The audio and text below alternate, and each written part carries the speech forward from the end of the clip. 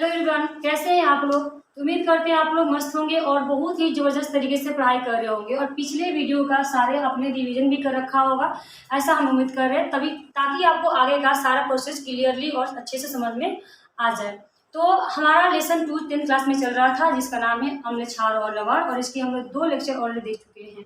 ठीक है, तो इसमें हम लोग अम्ल क्षार का परिचय करते हुए अब हम लोग पीएच की तरफ बढ़ चुके हैं और इस लेक्चर में हम लोग टॉपिक देखने वाले हैं। आज का हमारा टॉपिक जो रहने वाला है वो आपका पीएच स्केल रहने वाला है और पीएच स्केल के परास भी जानेंगे। परास में हम जान सकेंगे कि अम्लीय का परास कितना से कितना होता है और क्षारीय का परास क्या है। उसके बाद हम लोग एग्जाम्पल देखेंगे, कुछ पदार्थों के पीएच का मान भी देखेंगे कि कितने किसका मान होता है, जो कि आपके एग्जाम की दृष्टि से बेहद इंपॉर्टेंट है। ठीक है, उसके बाद हमारा अगला टॉपिक रहेगा अम्ल वर्षा का। अम्ल वर्षा का भी जिक्र आपको बुक में हुआ है, तो थोड़ा उस पर नजर डाल लिया जाएगा। फिर तनुकरण, फिर उसके बाद अगर समय बचता है और तो हम लोग सबसे इम्पोर्टेंट जो हमारा एक चैप्टर का आधार है वो आपका अम्ल एवं क्षारों का रासायनिक अभिक्रिया, ये भी देख लेंगे, क्योंकि इसमें अम्ल किस किस से अभिक्रिया करके क्या बनाता है। अम्ल की अभिक्रिया हम जल से कराएंगे, अम्ल की अभिक्रिया हम धातुओं से कराएंगे, उसके कार्बोनेटों से कराएंगे, बाइकार्बोनेटों से कराएंगे। तो ये आपको बहुत इंपॉर्टेंट रहने वाला है। ये जो आपका लास्ट टॉपिक है वो बहुत, अगर हम चाहें तो इसको अलग से भी एक अगले लेक्चर में भी लेकर आ सकते हैं, क्योंकि इसमें मेरे ख्याल से आएगा नहीं पूरा, क्योंकि बहुत है ना। अम्ल की भी अभिक्रिया है, क्षार की भी अभिक्रिया, और फिर उसके बाद आपका लवण पढ़ने वाले हम लोग। लवण में भी देखेंगे कितने उपयोगी लवण होते हैं। तो चलिए शुरू करते हैं एक एक करके सारे टॉपिक्स। ठीक है, पहला टॉपिक हम शुरू करते हैं जिसका नाम है पीएच स्केल क्या होता है। ठीक है, इससे पहले आप लोग अम्ल क्षार के बारे में जान चुके हैं, प्रबल अम्ल प्रबल क्षार क्या होते हैं, है ना। उसके बाद हम लोग क्षार के बारे में भी उसका एग्जाम्पल देखेंगे, अम्लों का एग्जाम्पल देखेंगे कि कौन पदार्थों में कौन से अम्लीय गुण पाए जाते हैं। तो चलिए जानते हैं हम लोग पीएच स्केल क्या होता है। क्योंकि पीएच स्केल आपका एक सूचक है, ठीक है ना। सूचक है मतलब जो आपको जानकारी देगा कि अम्लीय विलयन कौन सा है और क्षारीय विलयन कौन सा है। इससे पहले इसका स्केल से पहले हम लोग पीएच समझते हैं कि पीएच क्या होता है। स्केल के बारे में भी जानेंगे, लेकिन इससे पहले हम लोग पीएच समझते हैं। ठीक है, पीएच को परिभाषित करते हैं कि हमारा पीएच क्या होता है। ठीक है, पीएच क्या है आपका, तो पीएच आपका H+ सांद्रण होता है। ठीक है, H+ हाइड्रोनियम आयन का एक सांद्रण होता है, उसी को हम लोग पीएच कहते हैं। ठीक है, पीएच क्या होता है, तो ये किसी विलयन का, इसको परिभाषित हम लिखते चल रहे हैं ताकि आप लोग अच्छे से नोट भी कर सके। ठीक है, तो पीएच जो होता है क्या होता है, यह जो होता है किसी विलयन में उपस्थित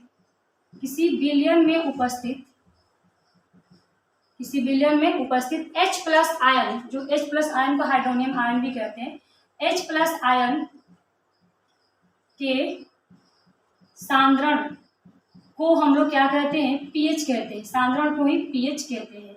किसी भी विलयन में H+ आयन का क्या सांद्रण है, ठीक है, कोई चीज के विलयन को हम लोग टेस्ट करते हैं ना, उसका कोई भी स्वाद होता है, टेस्ट होता है, वो आपका H+ आयन के कारण ही होता है। फीका लगना, कड़वा लगना, तीखा लगना, जो चीज भी आपका स्वाद आप अनुभव करते हो, आप H+ की आयन के माध्यम से ही करते हो। तो आपका किसी भी विलयन में, कोई विलयन कैसा है हमें नहीं पता, लेकिन कोई विलयन में उपस्थित H+ आयन के जो भी सांद्रण होगा उसी को हम लोग क्या बोलते हैं, पीएच कहते हैं। और जो पीएच का स्केल बना हुआ है वो आपके इसी सांद्रण को ज्ञात करने के लिए बना हुआ है। पीएच स्केल क्या है देख लेते हैं। तो पीएच स्केल क्या होता है आपका, ऐसा स्केल, ये एक स्केल है आपका, जैसे कि आपका स्केल होता है ना, इसपे कि आपके इंच के क्रम बने होते हैं, 1 से लेकर 15 तक का क्रम होता है ना इंच का।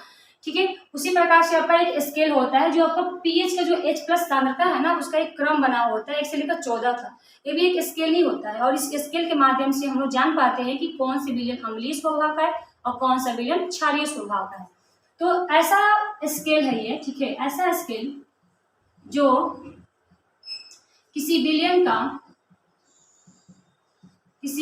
का पीएच का मान, ठीक है, किसी विलयन में हम लोग क्या करते हैं, पीएच का मान को दर्शा देते हैं, मान ज्ञात करते हैं। ठीक है, मान ज्ञात करते हैं। ठीक है, एक स्केल है जिससे हम क्या करते हैं, पीएच का मान ज्ञात करते हैं। ठीक है, पीएच क्या होता है आपका, सांद्रण होता है। H+ आयन का सांद्रण को ही हम लोग पीएच कहते हैं। H+ आयन के सांद्रण को क्या कहते हैं हम लोग, पीएच कहते हैं। और पीएच को ज्ञात करने वाले स्केल को हम लोग क्या कहते हैं, पीएच स्केल कहते हैं। ठीक है, पीएच स्केल कहते हैं। इसकी खोज जो होता है आपको सॉरेनसन ने किया था। ठीक है, या पहले तो लिख देते हैं कि इसकी सहायता से क्या कर सकते हैं हम, इसकी सहायता से किसी विलयन का अम्लीय क्षारीय होना का ज्ञात कर सकते हैं। ठीक है, किसी विलयन का, ठीक है, अम्ल या क्षार होने का पता लगा सकते हैं कि वो अम्ल है या क्षार है। ये आपका स्केल के माध्यम से आप लगा सकते हैं, ये आपका ऐसा सूचक होता है। ठीक है। सूचक के बारे में हमको पिछले लेक्चर में बता दिए थे कि सूचक आपके प्राकृतिक भी होते हैं, जैसे कि हल्दी हो गया था और हमारा लाल पत्ता गोभी हो गया था। उसके बाद हमारा चुकंदर भी तो था ना। चुकंदर क्या था आपका कि अगर अम्लीय विलयन में डालते हैं, चुकंदर के जो विलयन है उसमें अम्ल का गुण डालते हैं तो चुकंदर कलर कैसा हो जा रहा था आपका, कैसा हो जाता है, याद आ रहा है कैसा हो जा रहा था? चुकंदर का जो विलयन था आपका बैगनी टाइप का हो जा रहा था, ठीक है। और अगर क्षार डालते थे तो पीला हो जा रहा था।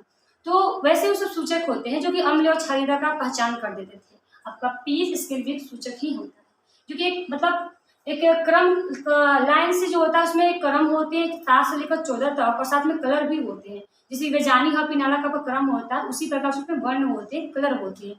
किसी विलयन का कलर जैसा बदल जाएगा और उसे फिर पीएच की मैच करके आपको उसका मान बता देते हैं, ठीक है। चलिए उसके बारे में भी जानेंगे। पहले हम देखते हैं कि पीएच स्केल जो होता है क्या होता है। तो किसी भी विलयन का अम्ल क्षार का पता लगाना, ये आपका पता लगाता है, ये ऐसा स्केल होता है, ठीक है। से पता क्या करते हैं, लगाते हैं कि अम्ल है क्षार है। उसके बाद आपका दूसरा पॉइंट क्या बन रहा है कि जो पीएच के स्केल होता है उसको सबसे पहले किसने खोजा था, किसने बनाया था? सोरेनसन ने बनाया था, ठीक है। पीएच स्केल को जो है सोरेनसन ने बनाया था। सोरेनसन नाम के वैज्ञानिक थे, सोरेनसन ने बनाया था 1909 ईस्वी में, ठीक है। सोरेनसन ने 1909 ईस्वी में बनाया था। किसको बनाया था? पीएच स्केल को बनाया था ना, उसकी खोज किया था। पीएच स्केल के माध्यम से हम लोग ऐसा भी कुछ कर सकते हैं, अम्ल क्षार के बीच अंतर कर सकते हैं, उनका एक एक्यूरेट रेंज निकाल सकते हैं, उनकी सांद्रता कितनी है बता सकते हैं, ठीक है। तो ये आपका होता है पीएच स्केल। पीएच स्केल का जो आपका परास होता है वो आपका कितना होता है? 7 से लेकर 14 तक का होता है, ठीक है। पीएच स्केल का जो परास होता है, रेंज होता है, एक स्केल होता है। जैसे आपको इंच वाला स्केल में कितने हैं? 1 से लेकर 15 तक होते हैं ना। इस स्केल में कितने होते हैं परास? इसके पीएच स्केल के जो परास होते हैं आपके वो 7 से लेकर 14 तक होते हैं, 14 के बीच होते हैं। और इन्हीं के बीच आपको अम्लीयता क्षारीयता दोनों का आपका अनुभव हो जाएगा। और अम्ल भी है तो कितना ज्यादा अम्लीय, क्षार भी है तो कितना ज्यादा क्षारीय, सब चीज का पता इसमें लग जाता है, ठीक है। तो 7 से 14 के बीच आपका क्या होता है? इसका परास होता है पीएच के बीच। समझ में आ गया आपको? ये जो पीएच स्केल होता है ना, ये आपका कलरफुल होता है, ठीक है। कलरफुल होता है, बेजानी हा पिनाला की रेंज में होता है। तो चलिए हम एक स्केल बनाकर आपको दिखाते हैं, बोर्ड पे ही आपको एक स्केल का अनुभव दिखाते हैं कि स्केल होता है कैसे। फिर हम प्रयोग के माध्यम से बताएंगे कि किस प्रकार से विलयन में कैसे गणना कर लेते हैं हम लोग कि किसकी अम्लीय स्वभाव है, किसकी क्षारीय स्वभाव है, ठीक है। तो अभी हम एक स्केल का डायग्राम बनाने की कोशिश करते हैं आपको, ताकि आपको अच्छे से समझ में आ जाए। तो समझ में आ गया पीएच क्या है, पीएच स्केल क्या है, इसकी बात है। अब हम स्केल बनाते हैं आपको, ताकि आपको अच्छा सा अनुभव हो सके ये स्केल कैसे काम करता है, ठीक है। तो ये जो स्केल होता है, इसके आपके स्केल जैसा ही थोड़ा सा होता है और उसमें कलर लगे होते हैं, कलरफुल होता है। आपके ऐसा नहीं होता है, आपका कलर तो व्हाइट होता है स्केल ना। इनकी स्केल जो होती है कलरफुल होती है, ठीक है। इनकी स्केल कैसी होती है? कलरफुल होती है। देखिए बनाते हैं हम। ये आपका स्केल बन गया, पेज स्केल। ये आपका ये स्केल बना दिया हम, ओके। और इसमें जो है बीचों बीच का आपका पोर्शन जो होता है 7 नंबर होता है। इधर आपका जो पोर्शन होगा मान लीजिए 8, ये आपका 9, 10, 11, 12, ये आपका 13 हुआ। और लास्ट वाला जो होता है आपका 14, क्योंकि इसके स्केल में 14 तक ही होते तो 14 हो गया। बाकी इसको पता होगा आपका कहाँ तक जाएगा। ये 6 है, ये 5, ये 4, आपके 3, 2, 1, 0, ठीक है। ये आपका हो गया पीएच स्केल। ये क्या होता है आपका? कलरफुल होता है, बेजानी हा पिनाल जैसे होता है ना, कि यहाँ पे आपका बैगनी होगा ना, ये आपका बैगनी है तो इसके आगे थोड़ा सा बैगनी होते होते आपके जामुनी पे आ जाएगा, ठीक है। जामुनी, बैजानी, फिर आपका नीला होते चला जाएगा, बैजानी, हरा टाइप का थोड़ा सा आ जाएगा, ये आपका पीला टाइप का यहाँ पे आ जाएगा, और आपका थोड़ा सा ये नीला टाइप का आ जाएगा, बैजानी ह पी ना ला। इधर जो होते हैं लाल में ही होते हैं, अलग टाइप के, थोड़ा सा पीलापन और लाल टाइप के होते हैं, ठीक है। आपके नीला, ये आपके हरा, ये आपके पीला, मैजान नी ह पी, नारंगी, यहाँ पे ऑरेंज होता है नारंगी रंग का, और आपके नारंगी के बाद आपको लास्ट में जो होता है लाल होता है, अम्ल जो होता है इससे कुछ। तो इनका ये कलरफुल होता है। ये आपका होते हैं पीएच स्केल। ये क्या आपका है? पीएच स्केल का डायग्राम है, ये आपका पीएच स्केल है, ठीक है। अब हम पता कैसे करेंगे कि कौन कितना अम्लीय है और कितना क्षारीय है। जैसे मान लीजिए एक विलयन हो गया, एक बीकर है, इस बीकर में हम डाल दिए हैं विलयन। इस बीकर में क्या डाल दिए हम? विलयन। कोई भी विलयन है और यह विलयन मुझे नहीं पता है कि अम्लीय है या क्षारीय है, कोई विलयन लिए हुए है और हमें पता करना है कि अम्ल है या क्षारीय। अगर अम्ल का पता हो भी गया तो कितना परसेंट, कितना इसका रेंज है, कितना अम्लीय में भी कितना अम्ल है, क्षार में भी कितना क्षार है। इसके लिए क्या होता है ना कि एक पेपर आता है, उसको बोलते हैं पीएच पेपर।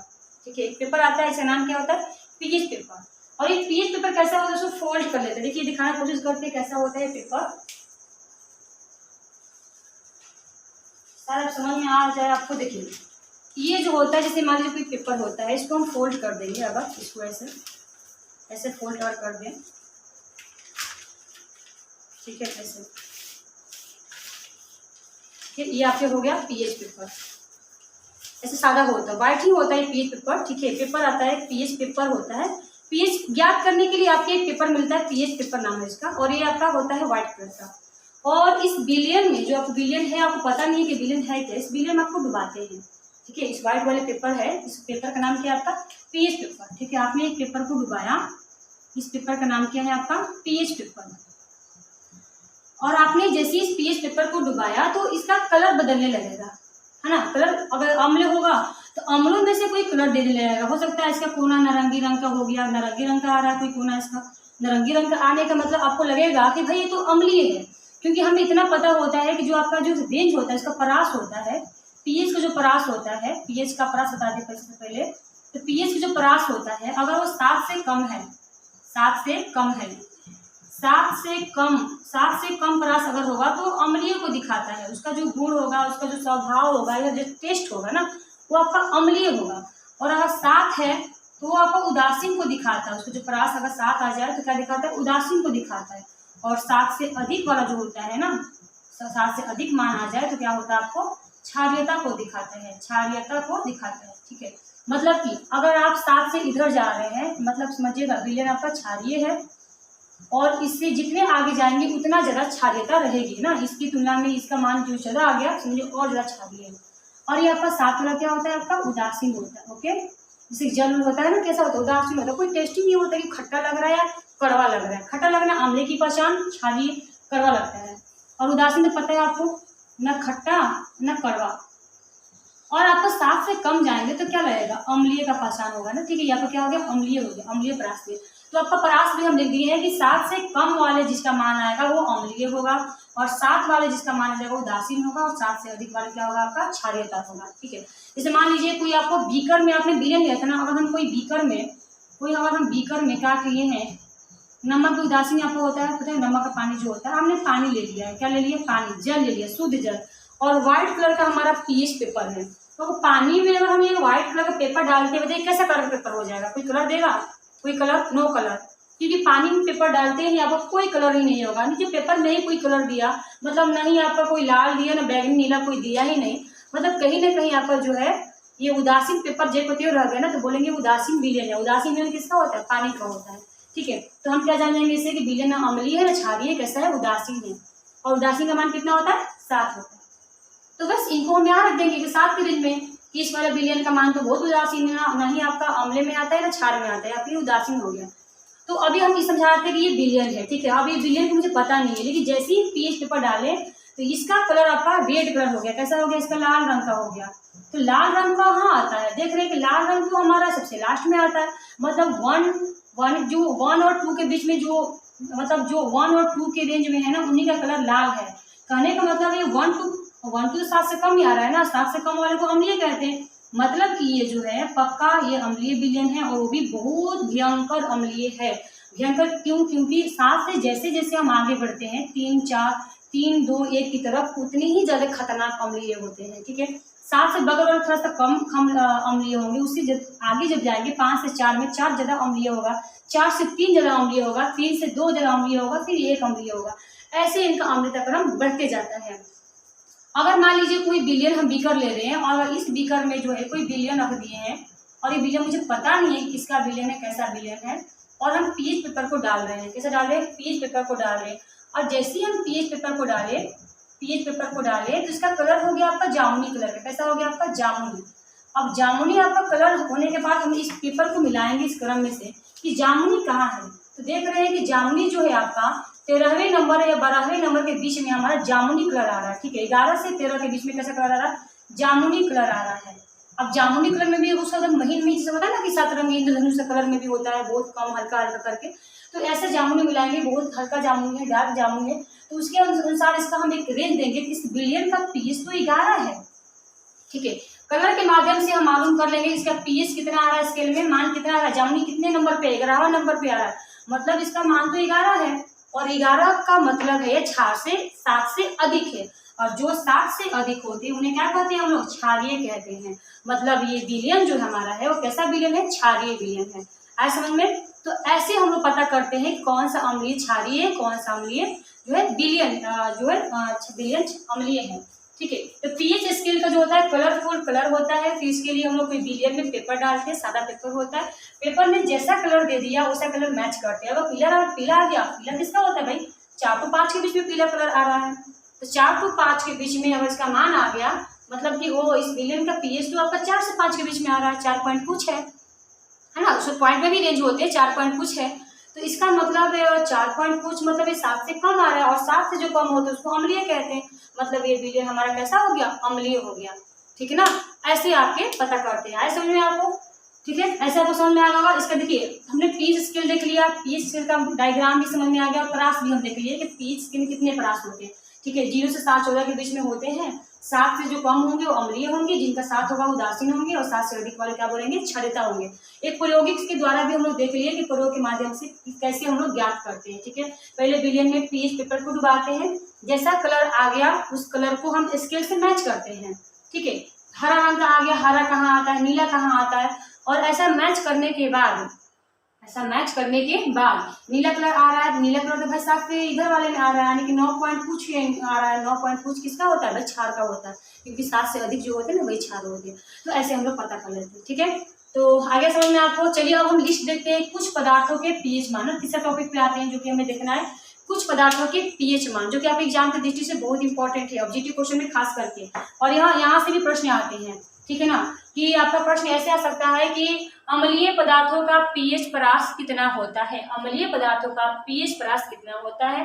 आपके ऑप्शन रहेंगे 7, 7 से अधिक, 7 से कम, 7 के बराबर, ऐसा कुछ रहता है। तो आपको कहाँ जाना है, अम्लीय कहाँ जाना है, 7 से कम में चले जाना है, इसका टिक लगा दोगे 7 से कम।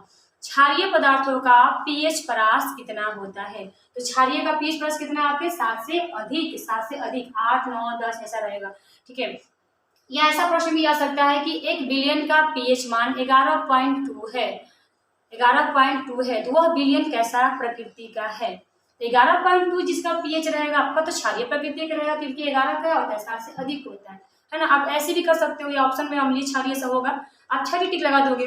ठीक है, 1 बिलियन का पीएच मान, या नींबू का पीएच मान 2.5 है, नींबू का तो आप पकड़ लोगे खट्टा है अम्लीय होगा, लेकिन अलग से पीएच मान दे रहा है। ठीक है, कि 1 बिलियन का पीएच मान 4.3 है, तो इसका प्रकृति कैसा होगा या वो कैसा लगेगा, तो खट्टा लगेगा भाई, क्योंकि 4.5 वाले जो है वो अम्लीय होंगे, 7 से कम है ना, अम्लीय होंगे, और जो अम्ल हो तो खट्टा ही तो लगते हैं। तो कैसे भी प्रश्न घुमा फिरा के भी आपको कॉन्सेप्ट क्लियर रहना चाहिए, बाकी आप प्रश्न की छुट्टी कर दोगे मुझे पता है। तो आते हैं हम लोग अगले टॉपिक पे, जिसका नाम है कुछ पदार्थों के पीएच मान। ठीक है, रेट भी याद कर लो, इन रेट तो आते ही ऐसे। तो आते हैं हम लोग अगले टॉपिक पे, जिसका नाम है कुछ पदार्थों के पीएच मान। ओके, कुछ पदार्थों के पीएच मान के बारे में आते हैं। इसके लिए हम लिस्ट बनाएंगे अम्लीय पदार्थ की भी और क्षारीय पदार्थ की भी, और आपके बुक में भी दिया हुआ है, जो भारतीय वन का आपका बुक होता है एनसीईआरटी हो, उसके बुक में भी आपका एक लिस्ट बना हुआ है, हम वही से ले रहे हैं आपको बाद में। देखिए कुछ पदार्थों के पीएच मान देख लेते हैं हम लोग यहाँ पे, कुछ पदार्थों के पीएच मान। ओके, कुछ पदार्थों के पीएच मान। तो यहाँ पे हम पदार्थ ले रहे हैं, जैसे कि सबसे ज्यादा जो खतरनाक अम्लीय होता है, जिसको हम लोग तेजाब कहते हैं, अम्ल में आपको बता चुके हैं ना तेजाब कैसा होता है, HCl जिसको कहते हैं, हाइड्रोक्लोरिक अम्ल। इतना भयंकर अम्ल वो है कि अगर हाथ में आप लोगे तो उसको हाथ को गला के बाहर भी निकल सकता है, इतना भयंकर वो अम्ल होता है। जी हाँ, वो आपका हाइड्रोक्लोरिक अम्ल है, जिसको बोलते हैं HCl। ठीक है, इसको हम अमाशयी रस कहते हैं, जठरस भी कहते हैं, क्योंकि अमाशय में पाया जाता है। और इतने भयंकर तेजाब को हमारा अमाशय में डेली का निकलना होता है 1.5 लीटर, कम से कम 1 से 1.5 लीटर उसका स्राव होता है, सोच लीजिए। चूंकि ये प्राकृतिक निकल रहा है ना, तो उसमें सेफ्टी भी बनाया गया है, तो अमाशय की जो दीवार होती है ना, उस पर इसका कोई असर नहीं पड़ता। लेकिन यही HCl को अगर कोई बाहरी स्किन पे गिरा दिया जाए तो उसे जला भी सकता है। तो अमाशयी रस का हम पीएच मान देखेंगे। ठीक है, इसको क्या लिख रहे हैं हम, अमाशयी रस। अमाशयी रस को हम लोग जठरस, जठरांत भी कहते हैं, या उसको सीएल भी आ सकता है, ठीक है, जठरस भी आ सकता है, जठरस, ठीक है, जठरस हो गया। और यहाँ हम देखेंगे इसका पीएच मान। इसका पीएच मान आपका टोटली 1 होता है। सोच लीजिए आपका स्केल में देख लो 1 कहाँ आता है, 7 से कम आते हैं वैसे अम्लता बढ़ते जाता है, बढ़ते जाता है। और 7 से यहाँ है, 7 से कम आएंगे 6, 5, 4, ये तो और खट्टा, इससे भी खट्टा ये होगा, इससे भी खट्टा ये होगा, इससे भी खट्टा होगा, इसका तो कहना ही नहीं है। तो सोचिए इसका पीएच मान 1 है, जिसका पीएच मान 1 होगा तो वो तो भयंकर खतरनाक होगा। आप लोग खाने का दूर, आप त्वचा पे भी ले लोगे, हाथ में भी ले लोगे, उसको गला देगा, वो सड़ा देगा। सोचिए ऐसा होता है पीएच। इसी हमारा खाना क्या होता है, मतलब पूरी तरह से डिकम्पोज होता है ना, टूटता है, सड़ता है, गलता है, क्योंकि स्किन को गला सकता है तो खाना क्यों नहीं गला सकता है, इससे नाम यही होता है। तो ये आपका पीएच कितना होता है, 1 होता है। आपका नींबू, नींबू जो इतना खट्टा लगता है कि कुछ ही नहीं। नींबू हो गया, नींबू का जो आपका पीएच मान होता है वो आपका 2.5 होता है। कितना होता है, 2.5 होता है, 2.5, 2.5, 2.5 याद रहेगा। 2.4 भी हो सकता है ऑप्शन में, या 2.5 भी हो सकता है, ठीक है। ये आपके नींबू के पीएच मान है। सोच लीजिए 2 के आसपास में कितना खट्टा होगा, है ना। 2.5 होता है आपका नींबू का पीएच मान। ये आपका हो गया। उसके बाद हम देख लेते हैं आपका अम्लीय, एक अम्लीय वर्षा आता है आपका, अम्लीय वर्षा का पीएच मान। अम्लीय वर्षा का पीएच मान कितना होता है, अम्लीय वर्षा का पीएच मान आपका होता है 5.6 होता है। अम्लीय वर्षा का पीएच मान 5.6 होता है। उसके बाद हमारा जो होते हैं उसका मूत्र का जो पीएच मान होता है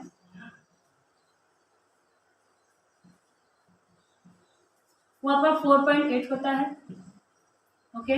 उसके बाद हमारे जो अम्लीय वर्षा तो आपका अम्ल है ही। दूध का देखिए, दूध का पीएच मान कितना होता है, दूध का पीएच मान जो होता है 6.5 होता है, 6.5। और लार जो होता है जो कि हमारे मुंह में ही होता है, हल्का उदासीन जैसा नहीं होता, थोड़ा सा अम्लीय है लगता है, लेकिन उदासीन के लपेट में भी है, इतना खट्टा तो लगता नहीं।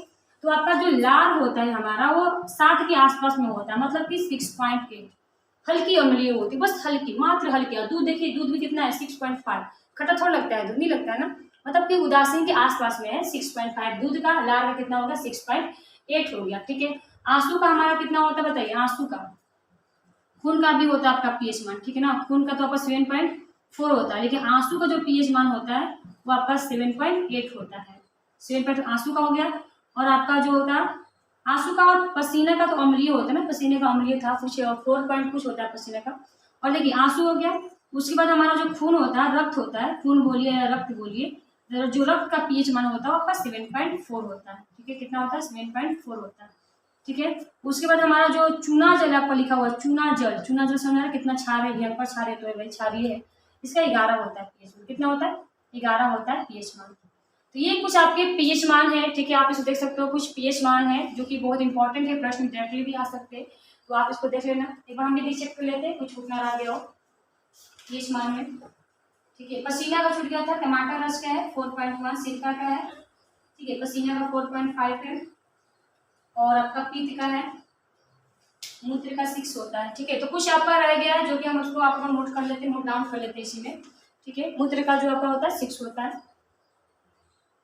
और आपका टमाटर का जो होता है ना, सिरका, सिरका का जो होता है कहीं लिखते साइड में लिखते हैं, ठीक है, यहाँ लिखते हैं, देखिए सिरका, सिरका जो कि आपके अचार में एसिटिक अम्ल जो पाया जाता है, सिरका जो कि एक रस से बनाया जाता है, सिरका का पीएच मान आपका होता है 3। या सिरका का जो कभी एसिटिक आ गया, एसिटिक अम्ल का कितना होता है तो 3 ही आया, क्योंकि सिरका में ही आपका एसिटिक अम्ल पाया जाता है, ठीक है। लिख देते हैं हम यहाँ पे एसिटिक अम्ल, एसिटिक अम्ल का भी आपका कितना हो जाएगा 3 ही हो जाएगा, ठीक है। एसिटिक अम्ल का भी 3 ही हो जाएगा। सिरका का हो गया आपका, एसिटिक अम्ल का आपका कितना हो गया 3 हो गया। उसके बाद हम देख लेते हैं और टमाटर रस का 4.1 होता है, ठीक है। टमाटर रस का, क्योंकि खट्टा तो लगता ही है, तो टमाटर रस कितना होता है 4.1 होता है।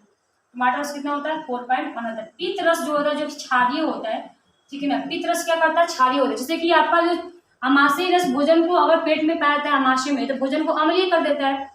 तो लेकिन जो अम्लीय होता है, तो अब अमाशय से वो जब निकल के छोटी आंत में जाएगी, तो छोटी आंत इतनी भाई भयंकर अम्ल को नहीं पचा पाएगी, क्योंकि अमाशय के पास ही सेफ्टी होता है इतने भयंकर अम्ल को रखने का। छोटी आंत हमारी गल सकती है अब इतने अम्लीय पदार्थ पचाएगी, तो इसीलिए क्या होता है पित्त रस से क्षार निकलता है, जिससे वो भोजन को क्षारीय कर सके। तो पित्त रस का क्षार जो होता है आपका 7.5 से 8.8 के बीच होता है, कितना क्षारीय होता है।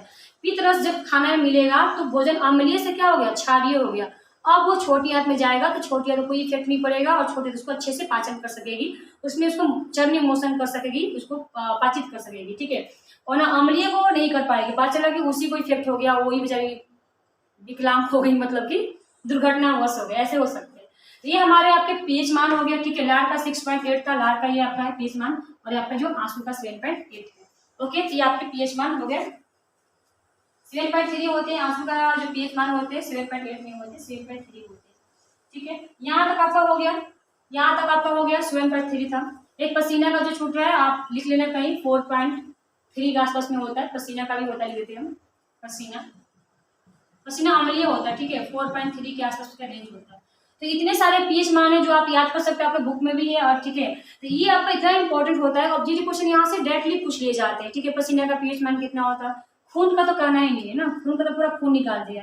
खून का तो इतने प्रश्न आए हैं, कितने बार आए हैं, रक्त का पीएच मान कितना होता है, और सबसे ज्यादा आपका जल का, शुद्ध जल का, क्योंकि उसका पीएच मान आपका 7 होता है ना, शुद्ध जल का, इसीलिए इसके पीछे लोग पड़े हुए हैं, एकदम बिहार बोर्ड में पीछे पड़े हुए हैं। शुद्ध जल का पीएच मान कितना होता है, शुद्ध जल का, ठीक है। तो शुद्ध जल का पीएच मान कितना होता है, तो शुद्ध जल का पीएच मान आपका 7 ही होता है। कितना होता है, 7 होता है, क्योंकि उदासीन होता है। शुद्ध जल का पीएच मान 7 होता है, खून का आपका कितना होता है, 7.4 होता है, ठीक है। ऐसे हो गया। नींबू, सिरका, ये सभी प्रश्न भी हम लोग मतलब देख चुके हैं, देखा गया है। अम्लीय वर्षा का भी मान आता है आपका, अम्लीय वर्षा का मान कितना होता है, क्योंकि आपका टॉपिक भी है ना अम्लीय वर्षा, अगला टॉपिक हमारा वही है अम्लीय वर्षा। तो अम्लीय वर्षा का मान पूछता है, कितना अम्लीय वर्षा का मान होता है, 5.6 होता है। तो ठीक है, ये हम लोग देख लिए कुछ पदार्थों के पीएच मान, ठीक है। और पीएच मान कैसे आते हैं पता ही होगा, इसका जो बिलियन होगा, बिलियन में से कलर आ गया होगा, और कलर को फिर मैच किए होंगे, कहाँ आ रहा है भाई, 6.5 के बीच में आ रहा है, मतलब कि चलो भाई इसका तो भाई दूध का तो पीएच मान 6.5 जाएगा, ठीक है। अगर एसिटिक अम्ल के बिलियन में पीएच पेपर डाले होंगे और उसका कलर उसके 3 के आसपास वाला कलर आ गया होगा, जब हम मैच कर रहे होंगे तो तीसरे नंबर का कोई कलर आ रहा होगा, तो देखिए भाई तीसरे नंबर पर तो ये सब कलर आ रहा है, मतलब इसका पीएच मान 3 होना चाहिए। तो ऐसे इसका ज्ञात किया गया, पीएच मान कलर देख देंगे, ठीक है, आपको बताएंगे। तो आते हैं हम अगले 2 टॉपिक पे, अम्लीय वर्षा और तनुगुण, बहुत छोटा टॉपिक है, मात्र 2 लाइन का टॉपिक है, इसको भी ऐड कर लिया गया है, तो सोचिए इसको भी निपटा लेते हैं। तो आते हैं अम्लीय वर्षा और तनुगुण के बारे में, ओके, साफ कर देते हैं, आप लोग इसको भी लिख सकते हो, बुक में भी है, ठीक ना, तो आप लिख लेना इसको, नोट्स आप लोग बनाते चलना सही रहेगा। और पीछे वाले वीडियो का प्रीवियस ईयर जो भी है आपका सेल्फ स्टडी करते रहिएगा, क्योंकि सेल्फ स्टडी बहुत जरूरी होता है, ठीक है ना। आप एकदम इस पर डिपेंड नहीं हो सकते हैं, ना ही आप बुक पर डिपेंड हो सकते हैं, आपको बुक जो होता है ना बहुत पढ़ना होता है, बहुत पढ़ना होता है। आपकी सेल्फ स्टडी ही आपको मतलब विजयी बना सकती है, ठीक है। तो जितना टाइम हो सके खुद को दीजिए, खुद को समझिए, लिखिए, इसको नोट्स करके खुद से पढ़िए, तो बहुत आपको फायदा होगा, सेल्फ स्टडी बहुत जरूरी होता है। तो अब आते हैं हम लोग अम्लीय वर्षा पे। अम्लीय वर्षा क्या होता है, ओके, अम्लीय वर्षा, एसिडिक रेन जो होता है, अम्लीय वर्षा। अम्लीय वर्षा के बारे में ऐसा कहा गया, ऐसा वर्षा जिसका पीएच मान 6.5 हो ना, वही आपका अम्लीय वर्षा होता है, ठीक है। तो अम्लीय वर्षा के बारे में कहा गया है, यही बस परिभाषा आपका हो गया। अब बताइए अम्लीय वर्षा का पीएच कितना हो गया, 5.6, हाँ 5.6 हो गया आपका अम्लीय वर्षा होता है, ठीक है। ऐसा वर्षा जिसका पीएच कितना हो भाई, पीएच मान कितना हो, 5.6 हो, उसे अम्लीय वर्षा कहा जाता है, उसे अम्लीय वर्षा कहा जाता है।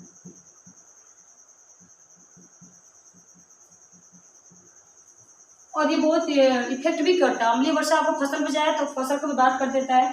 आपकी अच्छी इमारत जैसे कि ताजमहल के बारे में भी कहा जाता है कि उसका कलर व्हाइट से हल्का पीलापन पे आ गया, क्योंकि उसमें एसिड वर्षा हो गया था ना, अम्लीय वर्षा हो गया था।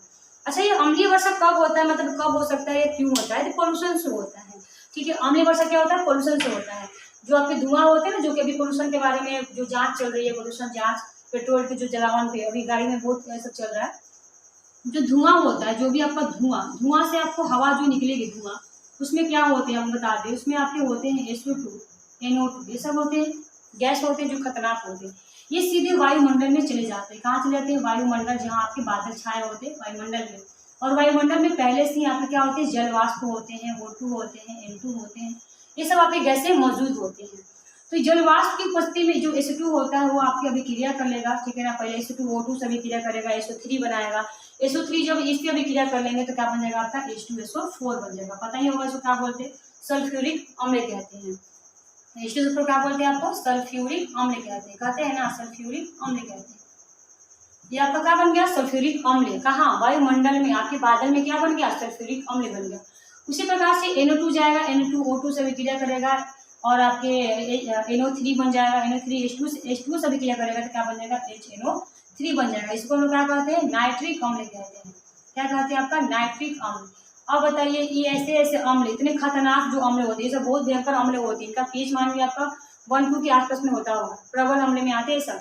अब ये दोनों अम्ल जो है वायुमंडल में रहेंगे, वर्षा के साथ रहेंगे, तो बरसात में क्या होता है, बादल जो होते हैं ना, जो गिरते हैं, बूंद बन के गिरते हैं, बादल ही होते हैं जो टकरा के गिरते हैं। तो जब वो बादल गिरेंगे, बरसेंगे, तो साथ में ये अम्ल ही बरसेंगे, और जब ये अम्ल वर्षा के साथ आएंगे तो भाई उसको अम्लीय कर देंगे, उस पानी को क्या कर देंगे, अम्लीय कर देंगे। जो पानी पीएच मान 7 होता था, अब कितना हो गया, 5.6 हो गया। किसके कारण, इन अम्लों के कारण। तो ये अम्ल क्या होते हैं, उस वर्षा के साथ ये अम्ल भी आ जाते हैं, ठीक है। तो वर्षा के साथ ये अम्ल, वर्षा के साथ क्या होते हैं, H2SO4 एवं HNO3 अम्लों का बरसना ही अम्ल वर्षा कहलाता है। ये वर्ड में भी याद कर सकती हैं, ये आपका अम्ल वर्षा कहलाता है। और इसका अगर हानि की बात करें तो बहुत नुकसान है, आपकी फसलों को नुकसान करता है, आपके त्वचा को नुकसान करेगा। आप इस अम्ल में, इस ऐसे मौसम वाले मतलब भीग गए अगर अम्ल वर्षा में, तो आपके शरीर पे बहुत घाव भयंकर होने लगती है। बरसात में भी लोग बोलते हैं बरसाती घाव निकल रहा है, क्योंकि पहली सीजन जब बारिश होती है, इतने सारे पोल्यूशन जो वायुमंडल में गए होते हैं तो उसका रिएक्शन कर रहे होते हैं। जब पहली बारिश बरसती है तो आपके अम्लों के साथ बरसते हैं, जिससे पहली बारिश में हमें सर्दी, जुकाम, घाव होने के ज़्यादा चांस होते हैं, ठीक है। ये आपके होते हैं अम्ल वर्षा। अगला टॉपिक क्या आते हैं हम लोग, तनुकरण क्या होता है। तनुकरण को अपनी भाषा में हम लोग बोलते हैं फीका करना, पतला करना, या एक और अपना सबसे देहाती भाषा बोले तो उसको बोलते हैं पंचुचू करना। होता है ना, कोई चीज़ जो गाढ़ा होता है उसमें पानी मिला देंगे तो क्या हो जाएगा भाई, उसकी क्वालिटी फीकी हो जाएगी, टेस्ट भी फीका हो जाएगा। बहुत नमक वाला 1 गिलास पानी है जो कि बहुत छार है, पिला नहीं रहा, हमसे पिया नहीं जा रहा, उसमें पानी मिलाइए, इतना फीका कर दीजिएगा आप खुद पी सकते हैं। इसको बोलेंगे तनुकरण, मतलब कि पानी की मात्रा मिला के उसकी सांद्रता को कम कर देना ही क्या होता है, आपका तनुकरण होता है, ठीक है। कोई खट्टा चीज है, एक नींबू आधा गिलास में खाली नींबू का जूस है, आप नहीं पी पा रहे, बहुत खट्टा लग रहा है, तो उसके लिए क्या करोगे, पानी मिलाओगे। पानी मिलाने से क्या होगा, आप पी सकते हो, उसकी सांद्रता को कम कर देना, क्योंकि जो नींबू की सांद्रता था बहुत खट्टा था, जो हमारे बस की बात नहीं थी पीना, तो आपने उसके लिए क्या किया, पानी मिलाया, ठीक है। तो जो आप पानी मिला रहे हैं उसको क्या करने के लिए, उसको फीकाकरण करने के लिए, मतलब एक भाषा में बोले तो सांद्रता को कम करने के लिए आपने उस सांद्रता को कम कर दिया, उसी को क्या कहते हैं हम लोग, तनुकरण में होते हैं, ठीक है। और सांद्र का मतलब होता है बहुत भयंकर क्वालिटी, मतलब कि बहुत खाटा लग रहा है तो सांद्र है, अगर बहुत फीका लग रहा है तनु है, ठीक है। इसमें देख लीजिए H2SO4 आपका सांद्र भी हो सकता है, H2SO4 अम्ल है ना, ये आपका सांद्र भी हो सकता है और तनु भी हो सकता है। सांद्र कब होगा, जो सिर्फ H2SO4 रहेगा, सिर्फ नो पानी, कोई मिलावट नहीं, तो सांद्र है। अगर सिर्फ पानी यानी 1 गिलास पानी में 1 बूंद H2SO4 है तो क्या पता चलेगा, नहीं ना, वाली को तनु है। ये एक और बात समझाती हूँ आपको, जैसे कि मान लीजिए आपकी 1 गिलास पानी में आपका यहाँ तक नमक खाली भरे हुए हैं, खाली नमक भर दिए, गिलास में खाली नमक है, पूरा का पूरा नमक है, और अब पानी डाल दे, तनी मनी खाली पानी डाल दे, थोड़ा सा, है ना, घोल रहे, खाली नमक ही है, तो उसको क्या बोलेंगे, पी पाओगे, नहीं पी पाओगे, क्या बोलेंगे, सांद्र है। विलयन कैसा है, सांद्र है। और दूसरा विलयन बनाते हैं हम, इसमें यहाँ तक खाली पानी भरा हुआ, क्या पानी भरा हुआ, पानी भरा हुआ, और 1 चम्मच नमक डाल दो, खाली थोड़ा सा क्या डालो, नमक डाल दो, तो क्या इसको पी पाओगे, बिल्कुल, क्योंकि पानी जब पतला होगा पी पाएंगे, यानी कि आपका विलयन कैसा है, तनु है। तो यही आपका होता है तनुकरण, ठीक है। इसी परिभाषा भी हम लिख देते हैं, साफ करते हैं बोर्ड को, हम परिभाषा लिख देते हैं। तब तक आपको अम्ल वर्षा समझ में आई। तो आते हैं हम लोग अपने अगला टॉपिक जक्सन पे, जिसका नाम है तनुकरण। तो तनुकरण क्या होता है बताइए। तो तनुकरण के द्वारा हम किसी विलयन में जल मिलाकर उसकी सांद्रता को कम कर देते हैं, या इसका बोले तो एक इकाई आयतन कम कर देते हैं, तो उसे हम लोग तनुकरण कहते हैं। लिख देते हैं हम तनुकरण की परिभाषा, तनुकरण। आप लोग हैरान परेशान न हो, ठीक है। जब किसी विलयन में